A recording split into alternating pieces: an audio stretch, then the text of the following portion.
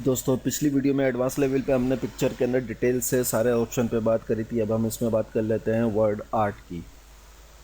Word art जिस तरह picture के ऊपर हमने सारे इफ़ेक्ट वगैरह सब करे थे, इसी तरह हम ये तमाम चीज़ें टेक्स्ट के ऊपर किस तरह करेंगे। तो इंसर्ट में आके देखिए, हम वर्ड आर्ट का एक टेक्स्ट के अंदर वर्ड टेक्स्ट ग्रुप में वर्ड आर्ट का ऑप्शन है, इसमें हम आएंगे। तो सबसे पहले मैं इसको सेलेक्ट कर लूँ, दिस इज़ माई टाइटल, और इस टाइटल को मैं ये बनाना चाह रहा हूँ।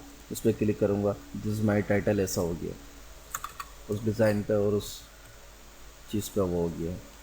अब फॉर एग्ज़ाम्पल मैं यहाँ पे इंसर्ट वर्ड आर्ट और ये स्टाइल ले लूँ, ये स्टाइल मेरे पास आ गया। यहाँ पर मैं जो कुछ लिखना चाहूँ वो मैं लिख सकता हूँ, फ्री टेक्नोलॉजी ट्यूटर। फॉर्मेट में देखिए, मैं इसको कुछ रंग बैकग्राउंड में देना चाहूँ, जो स्टाइल इसके अंदर बने हुए हैं उन स्टाइलों में ये आ गया। ठीक है, शेप इसको अगर खुद चेंज करना चाहूँ तो यहाँ से भी कर सकता हूँ।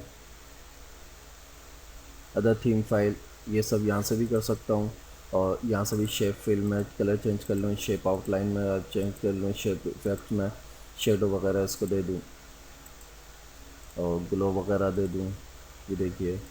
और इसी का 3D रोटेशन दे दूँ, ये देखिए। ये तमाम चेंजिंग मैं इसमें कर सकता हूँ जो हमने पिछले पिक्चर की उसमें देखी थी। इसी तरह ये यहाँ से चेंजिंग हो सकती है, टेक्स्ट डायरेक्शन चेंज हो सकती है, अलाइन सेंटेंस के। इसको पहले सही कर लेता हूँ ताकि आप लोगों को परेशानी ना हो। तो 3D रोटेशन को रिमूव कर देता हूँ, मिडल बटन, क्रिएट लिंक। इसके ऊपर कुछ लिंक देना चाहें तो वो लिंक हम इस पर दे सकते हैं। इसकी वही पोजीशन इसकी के सेंटर में, बटन में, टॉप में, लेफ़्ट में, राइट में, कहाँ